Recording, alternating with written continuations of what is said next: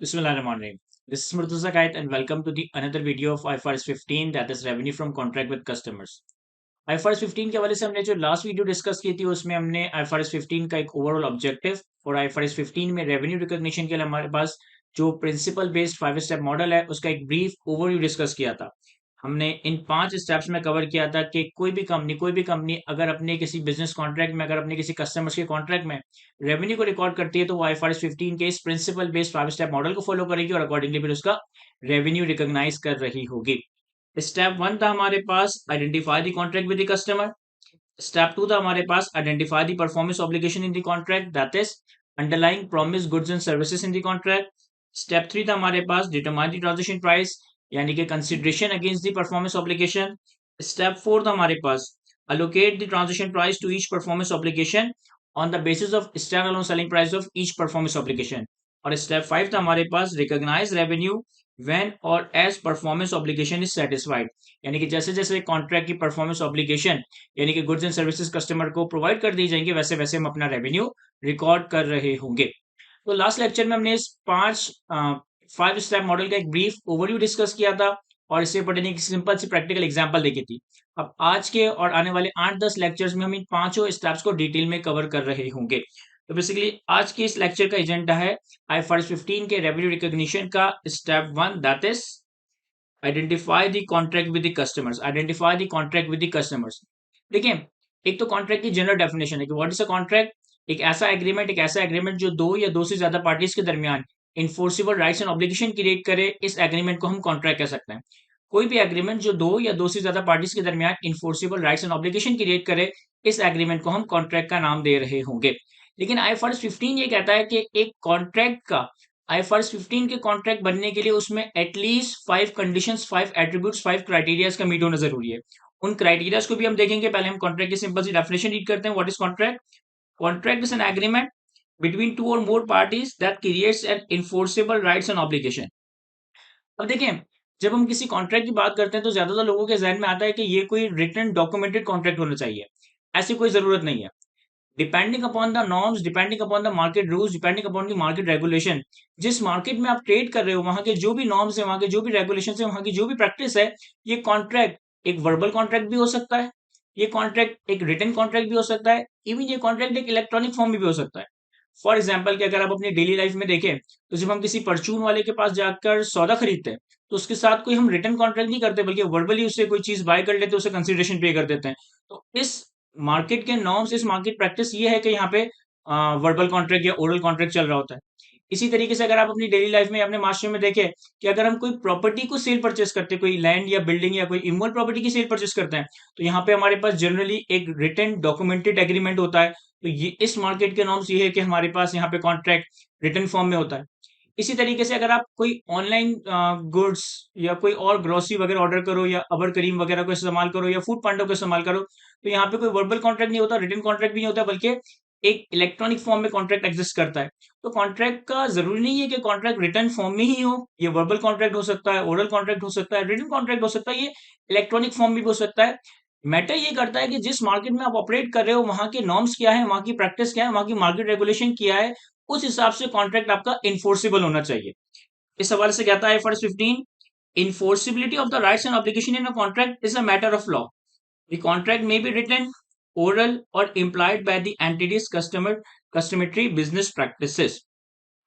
एक इंपॉर्टेंट बात समझिएगा कि एक अरेंजमेंट में अगर एक अरेंजमेंट में हर पार्टी के पास ये राइट आ जाए, अगर एक अरेंजमेंट में हर पार्टी टू द कॉन्ट्रैक्ट के पास ये राइट आ जाए कि वो होली अनपरफॉर्म कॉन्ट्रैक्ट को टर्मिनेट कर सकता है without compensating the other party. अगर एक अरेंजमेंट में, अगर एक एग्रीमेंट में हर पार्टी के पास, सारी की सारी पार्टीज के पास ये राइट हो कि वो होली अनपरफॉर्म कॉन्ट्रैक्ट को टर्मिनेट कर सकता है without compensating the other party, तो सर ये अरेंजमेंट, ये एग्रीमेंट कॉन्ट्रैक्ट नहीं कहलाया जाएगा। फॉर एग्जाम्पल कि मैं ऑनलाइन लेक्चर्स या ऑनलाइन ट्यूशन प्रोवाइड करता हूँ, मेरे पास एक स्टूडेंट आता है और मुझसे कहता है कि सर मैं आपसे फला सब्जेक्ट में एनरोलमेंट करवाऊंगा, और फिर वो स्टूडेंट चला जाता है। अब वो स्टूडेंट आकर एक्चुअली एनरोलमेंट नहीं करवाता या एक्चुअली मुझसे कोर्स नहीं लेता, मैं उससे कोई कंपनसेशन या पेनल्टी क्लेम नहीं कर सकता। और जब तक वो मेरे पास एनरोलमेंट के लिए आए, मैं तब तक ये कोर्स ऑफर नहीं करता, या कोर्स ऑफर करने से मना कर देता हूँ, मैं भी उसे कोई कंपनसेशन, कोई पेनल्टी वगैरह पे नहीं कर रहा हूँ। तो अगर एक एग्रीमेंट में सारी पार्टी टू दी कॉन्ट्रैक्ट के पास ये राइट आ जाए कि वो होली अनपरफॉर्म कॉन्ट्रैक्ट को टर्मिनेट कर दे without compensating the other party, then there is no contract under FRS 15। अच्छा, ऐसा बिल्कुल हो सकता है कि कॉन्ट्रैक्ट की कुछ पार्टीज के पास राइट टू टर्मिनेट हो, कुछ पार्टीज के पास राइट टू टर्मिनेट ना हो। कॉन्ट्रैक्ट में कुछ पार्टीज के पास राइट टू टर्मिनेट हो, कुछ पार्टीज के पास राइट टू टर्मिनेट ना हो। लेकिन अगर हर पार्टी के पास ये राइट है कि वो होली अनपरफॉर्म कॉन्ट्रैक्ट को टर्मिनेट कर सकता है without compensating other party, then there is no contract under IFRS 15। तो इस हवाले से कहता है, if each party to the contract has an enforceable right to terminate a wholly unperform contract without compensating the other party or parties, then no contract exists under IFRS 15। इससे pertaining हमारे पास एक simple सी illustration भी है, उसको भी read कर लेते हैं।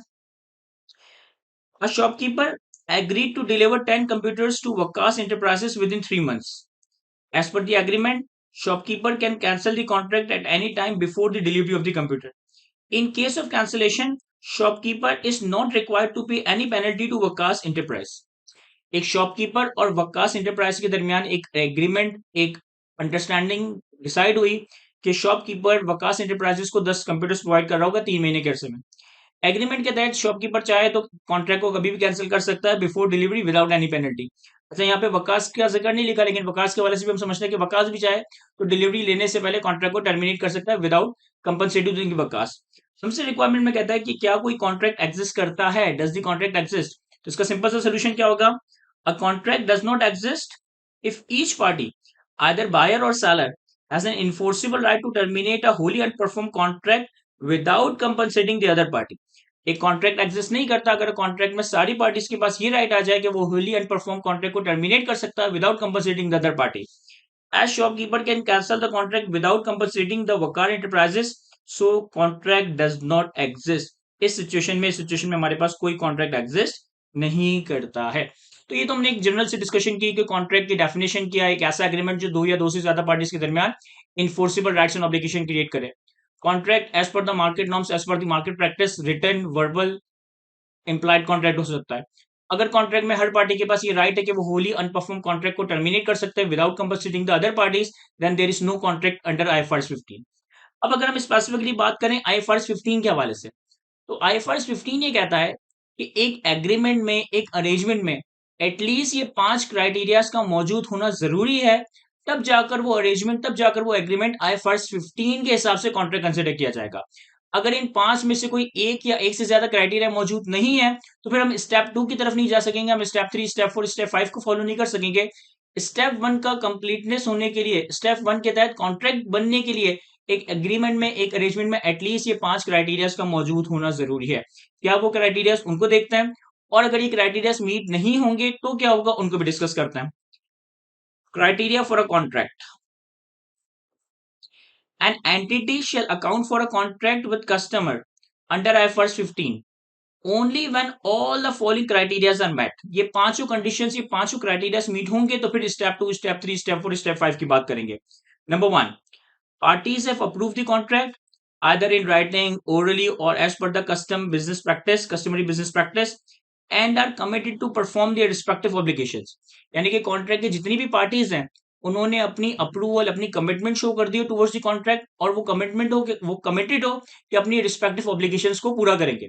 जनरली अगर एक 2 पार्टी कॉन्ट्रैक्ट है जिसमें एक गुड सेलर ऑफ गुड्स है या सर्विस प्रोवाइडर और एक कस्टमर है, तो सेलर ऑफ गुड्स या सर्विस प्रोवाइडर की जिम्मेदारी होती है, प्रॉमिस होता है to provide goods and services to the customer, और कस्टमर की जिम्मेदारी या कस्टमर का प्रॉमिस होता है कि वो उसे इसके अगेंस्ट कोई ना कोई कंसिडरेशन पे कर रहा होगा।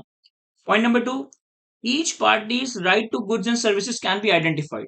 कॉन्ट्रैक्ट में कस्टमर को जो गुड्स एंड सर्विसेज प्रोवाइड किए जा रहे हैं, कॉन्ट्रैक्ट में कस्टमर को जो गुड्स एंड सर्विसेज प्रॉमिस किए जा रहे हैं, वो आइडेंटिफाइड हो, वो एस्टैब्लिश्ड हो।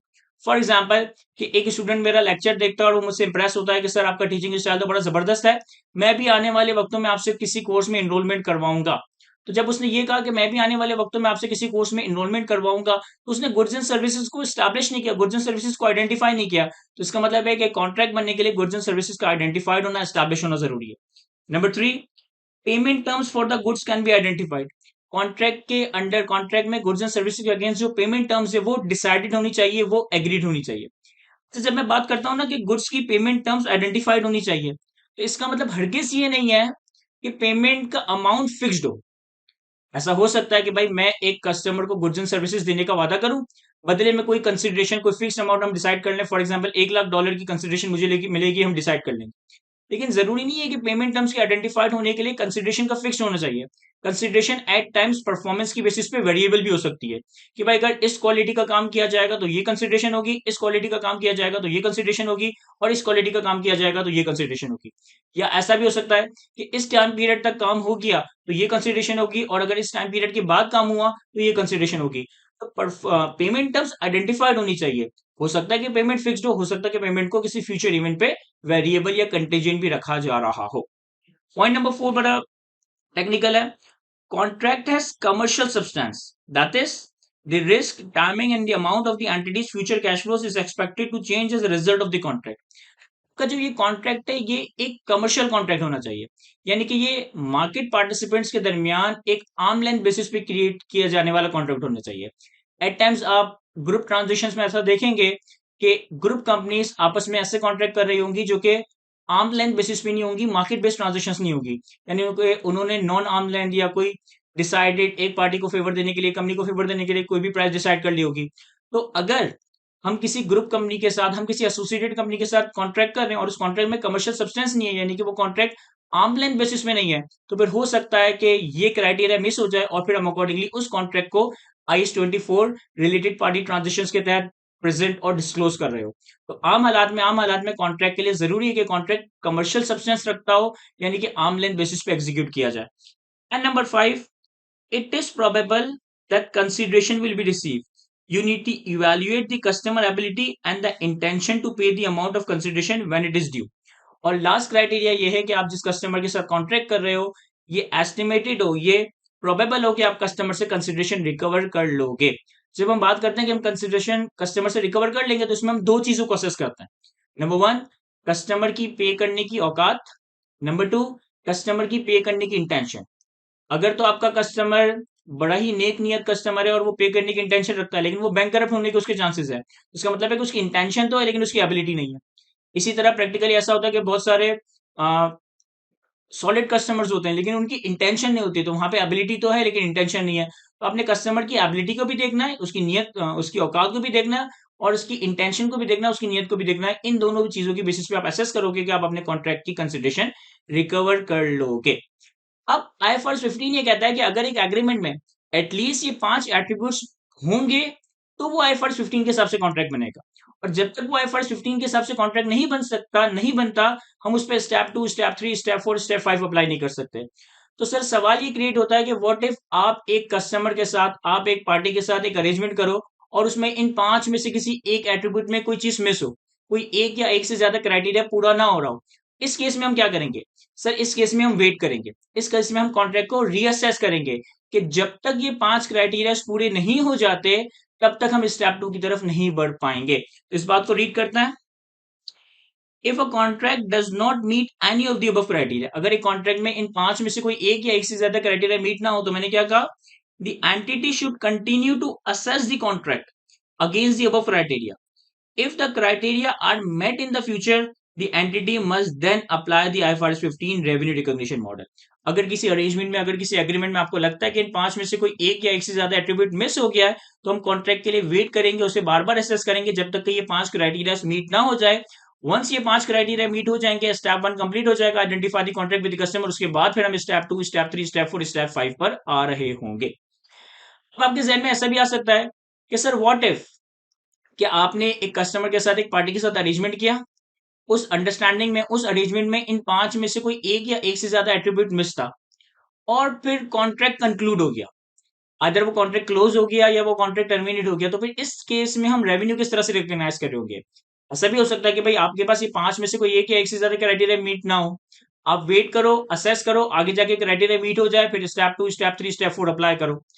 ऐसा भी हो सकता है कि 5 में से कोई एक या एक से ज्यादा क्राइटेरिया कंप्लीट ना हो और फिर एकदम से कॉन्ट्रैक्ट टर्मिनेट हो जाए या एकदम से कॉन्ट्रैक्ट कंप्लीट हो जाए, तो इस केस में रेवेन्यू की रिकॉग्निशन किस तरह से होगी? इसके हवाले से IFRS 15 हमें गाइडलाइन प्रोवाइड करता है।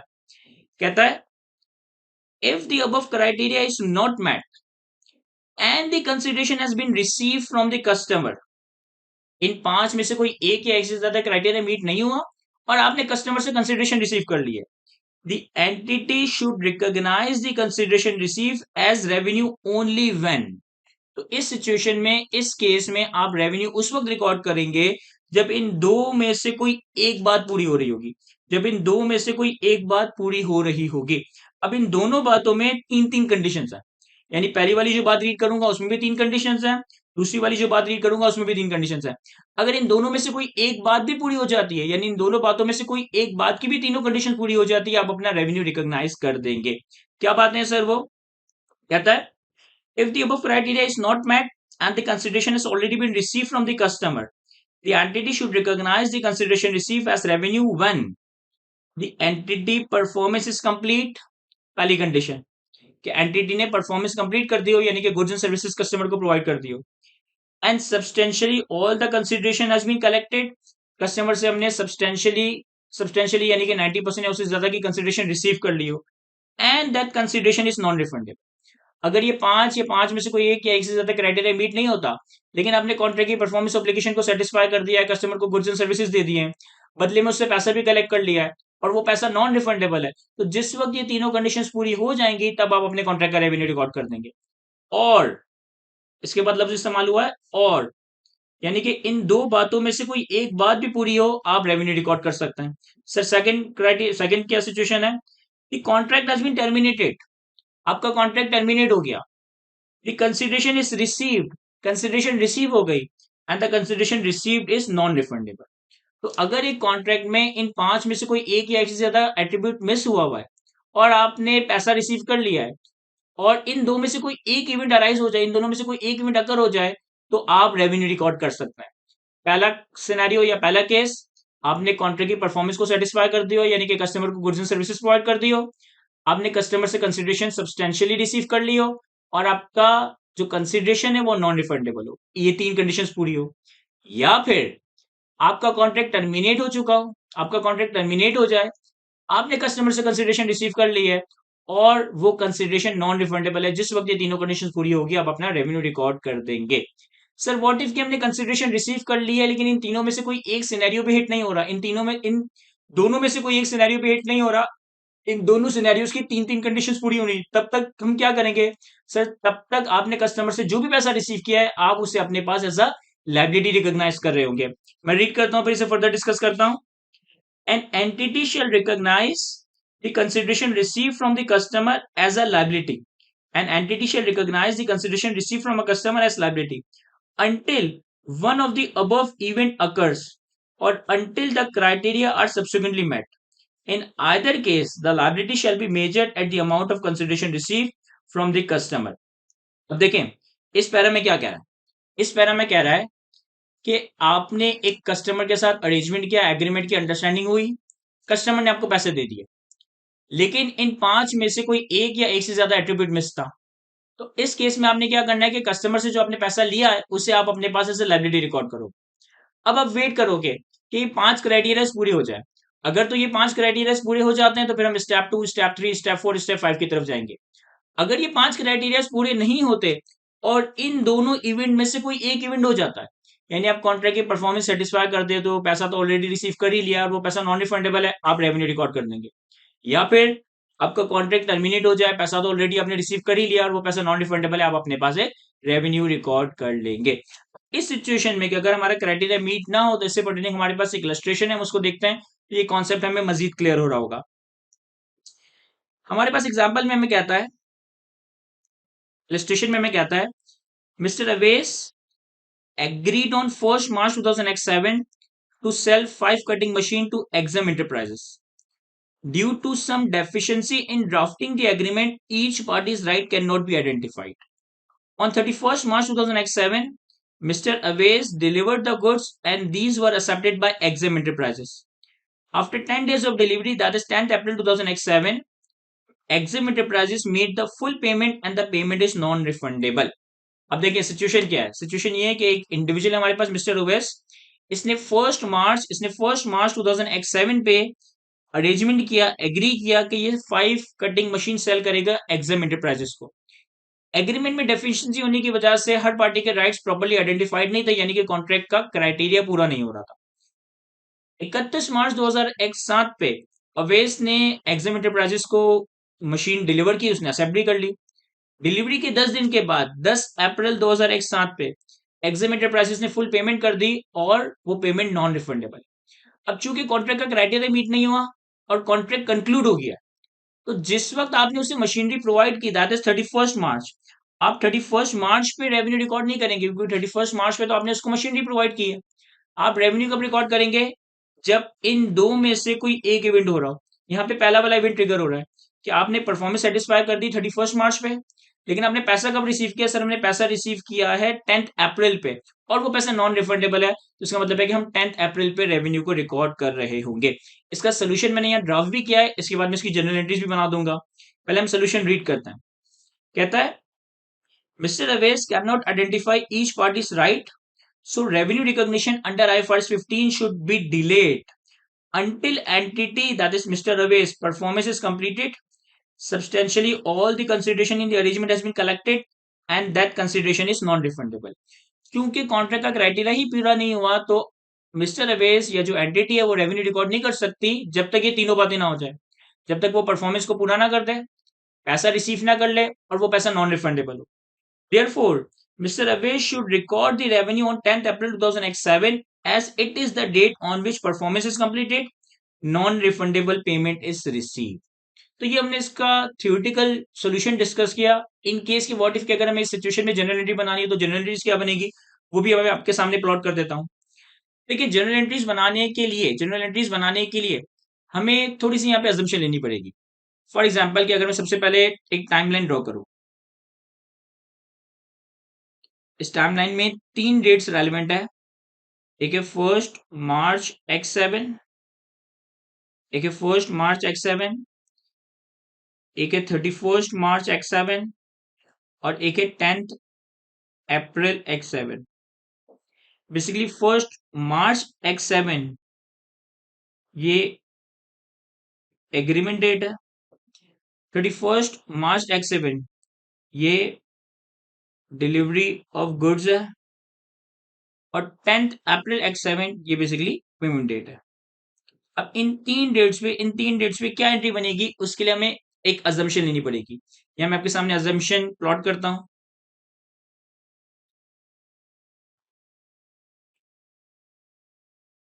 Assumption 1, at the time of delivery, यानी जिस वक्त आपने कस्टमर को गुड्स डिलीवर किए, it is estimated that either goods will be recovered और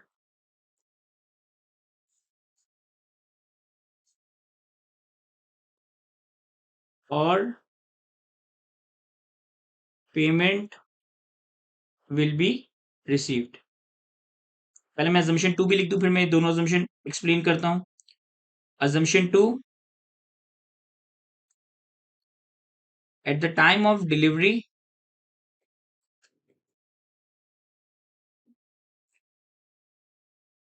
it is not probable या estimated that either goods or payment can be recovered। देखिए, इन दोनों assumption में फर्क क्या है? इन दोनों assumption में फर्क ये है कि 1 मार्च पे तो मैंने एक कस्टमर के साथ एग्री किया, 31 मार्च पे मैंने कस्टमर को गुड्स डिलीवर किया। अजम्पशन 1 में मैं ये समझ रहा हूँ कि जब मैंने 31 मार्च पे कस्टमर को गुड्स डिलीवर किए ना, उस वक्त मेरे ऊपर ये श्योरिटी थी, या मेरे पास ये श्योरिटी थी कि यार आने वाले वक्तों में इस बंदे से गुड्स या तो वापस रिकवर कर लूंगा, या फिर एटलीस्ट पैसे रिकवर कर लूंगा। अजम्पशन 1 क्या है कि मैंने 31 मार्च को गुड्स डिलीवर किए, लेकिन मैं ये बात लेकर श्योर था, ये बात लेकर प्रोबेबल था कि यार या तो मैं इस कस्टमर से पैसा रिसीव करूंगा, या मैं इस कस्टमर से अपने गुड्स वापस रिकवर कर लूंगा। इससे क्या फर्क पड़ेगा वो आपको जनरल एंट्रीज में नजर आएगा। अजम्पशन नंबर 2 में हमने ये अजम्पशन लिया है कि जिस वक्त हमने गुड्स डिलीवर किए ना, हम श्योर ही नहीं थे कि आने वाले वक्तों में हम अपने पैसे या गुड्स वापस रिकवर कर भी सकेंगे या नहीं कर सकेंगे। हो सकता है कस्टमर पैसे दे दे, हो सकता है वो कस्टमर हमारे गुड्स लेके भाग जाए। तो हम दो डिफरेंट अजम्पशंस के ऊपर जनरल एंट्रीज बना रहे होंगे। पहली अजम्पशन में हम ये ले रहे हैं कि 31 मार्च पे जब आपने गुड्स डिलीवर किए तो आप श्योर थे कि आप अपने गुड्स या पैसा रिकवर कर लोगे। अजम्पशन टू में हम कह रहे हैं कि 31 मार्च में जब आपने गुड्स डिलीवर किए तो आपको मालूम नहीं था कि आप पैसा या गुड्स इन दोनों में से कोई एक बात रिकवर कर सकेंगे या नहीं। और ये अजम्पशन मैंने इसलिए ली है क्योंकि सवाल इस हवाले से साइलेंट है। तो आप दोनों केसेस में जनरल एंट्रीज बनाते हैं। सबसे पहले अगर मैं इस अजम्पशन पे बात करूं कि मुझे लगता है कि मैं गुड्स या पैसे रिकवर कर लूंगा, तो इस केस में हम जनरल एंट्री क्या बनाएंगे? सर सबसे पहले 1 मार्च X7 पे जिस वक्त हमारा एग्रीमेंट हुआ, इस दिन तो ऑब्वियसली कोई एंट्री नहीं बनेगी। रीजन बीइंग ना हमने गुड्स दिए ना हमें पैसा रिसीव हुआ। इसके बाद 31 मार्च X7 जिस वक्त हमने गुड्स डिलीवर किए, लेकिन हम श्योर थे कि हम या तो पैसा या अपने गुड्स रिकवर कर सकते हैं, लेकिन चूंकि कॉन्ट्रैक्ट का क्राइटेरिया मीट नहीं हुआ था तो हम रेवेन्यू रिकॉर्ड नहीं कर सकते। तो इस दिन हमने क्या एंट्री बनाई होगी? इस दिन हमने एंट्री बनाई होगी right to recover goods debit inventory credit. हमने अपनी इन्वेंट्री को क्रेडिट कर दिया क्योंकि कस्टमर को हमने इन्वेंट्री दे दी, लेकिन हम ये श्योर है कि हम कस्टमर से पैसा या गुड्स रिकवर कर लेंगे। तो हमने अपने पास राइट टू रिकवर गुड्स एक एसेट रिकॉर्ड कर लिया। ये जो right to recover goods record कर रहा हूँ, ये अपना एक राइट रिकॉर्ड कर रहा हूँ जो कि एसेट को रिप्रेजेंट करता है। तो कस्टमर ने फाइनली 10 अप्रैल X7 पे पैसा दे दिया, यानी कि अब हमें रेवेन्यू रिकॉर्ड करना है। तो जो भी पैसा हमने मिला होगा हमने कैश डेबिट कर दिया होगा, हमने रेवेन्यू पीएनएल में क्रेडिट कर दिया होगा। चूंकि हमें पैसा मिल गया, चूंकि हमने रेवेन्यू रिकॉर्ड कर लिया, तो हमने जो 31 मार्च पे राइट रिकॉर्ड किया था, अब ये राइट हमारा फॉरगो हो गया, ये राइट हमारा सरेंडर हो गया क्योंकि अब हम कस्टमर से गुड्स रिसीव नहीं कर सकते। तो अगली एंट्री मैंने क्या बनाई होगी? कॉस्ट ऑफ सेल्स पीएनएल में डेबिट और right to recover goods credit. यानी सबसे पहले 1 मार्च पे एग्रीमेंट हुआ, एग्रीमेंट के वक्त तो ना पैसा मिला है ना गुड्स दिए, कोई एंट्री नहीं बनाई। 31 मार्च पे गुड्स दिए, लेकिन मैं श्योर था मैं कस्टमर से गुड्स या पैसे रिकवर कर लूंगा। तो मैंने कोई एक्सपेंस रिकॉर्ड नहीं किया, इन्वेंट्री को क्रेडिट करके अपना एक राइट रिकॉर्ड कर लिया कि मैं कस्टमर से गुड्स रिकवर करने का राइट रखता हूँ। जब सेपरेट पे मुझे पैसे मिल गए तो इसका मतलब है कि कॉन्ट्रैक्ट की परफॉर्मेंस भी सेटिस्फाई हो गई, पैसा भी मिल गया और वो पैसा नॉन रिफंडेबल है। मैंने कैश डेबिट रेवेन्यू क्रेडिट कर दिया। क्योंकि मैंने कैश डेबिट रेवेन्यू क्रेडिट कर दिया, यानी कि अब मैं कस्टमर से गुड्स रिकवर नहीं करूंगा क्योंकि मैंने पैसे ले लिए। तो मैंने cost of sales debit right to recover goods credit कर दिया। सर व्हाट इफ कि 31 मार्च में जब आपने गुड्स डिलीवर किए तो आप श्योर ही नहीं हो कि आप अपने पैसे या गुड्स रिकवर कर सकोगे, तो इस केस में क्या एंट्री बनेगी? सर सबसे पहले तो ऑब्वियसली 1 मार्च X7 पे कोई एंट्री नहीं बन रही होगी। इसके बाद जब आपने 31 मार्च X7 पे गुड्स डिलीवर किए और आप इस बात को लेकर श्योर ही नहीं हो, इस बात को लेकर प्रोबेबल ही नहीं हो कि गुड्स या पैसे मिलेंगे या नहीं मिलेंगे, तो इसका मतलब है कि इसी दिन हम अपने पास एक्सपेंस रिकॉर्ड करेंगे, कॉस्ट ऑफ सेल्स डेबिट और इन्वेंट्री क्रेडिट हो जाएगा। जो भी इन्वेंट्री की कॉस्ट होगी, कॉस्ट ऑफ सेल्स डेबिट हो जाएगा, इन्वेंट्री क्रेडिट हो जाएगा। और फिर आगे जाकर 10 अप्रैल पे उसने आपको पैसे भी दे दिए, तो 10 अप्रैल X7 पे कैश डेबिट और रेवेन्यू क्रेडिट कर देंगे क्योंकि परफॉर्मेंस ऑब्लिगेशन तो हम ऑलरेडी 31 मार्च पे ही पूरी करके आ गए थे। 10 अप्रैल को पैसे भी मिल गए और वो पैसा नॉन रिफंडेबल था, तो हमने 10 अप्रैल पे रेवेन्यू रिकॉर्ड कर दिया है। मैंने नंबर्स प्लॉट नहीं किए क्योंकि सवाल में नंबर्स नहीं थे, तो जो भी इन्वेंट्री की कॉस्ट या पैसा में मिलेगा उस हिसाब से हम अकॉर्डिंगली इस जनरल एंट्री में नंबर्स प्लॉट कर देंगे। तो ये हमारे पास एक डिटेल हमने डिस्कशन की IFRS 15 के स्टेप 1 के हवाले से, that is identify the contract with the customer. इंशाल्लाह नेक्स्ट वीडियो में हम इसी के हवाले से कुछ प्रैक्टिस क्वेश्चन और फिर स्टेप 2 और फिर और स्टेप्स को कवर कर रहे होंगे। आज के इस लेक्चर को यहीं तक रखते हैं। Thank you, Allah Hafiz.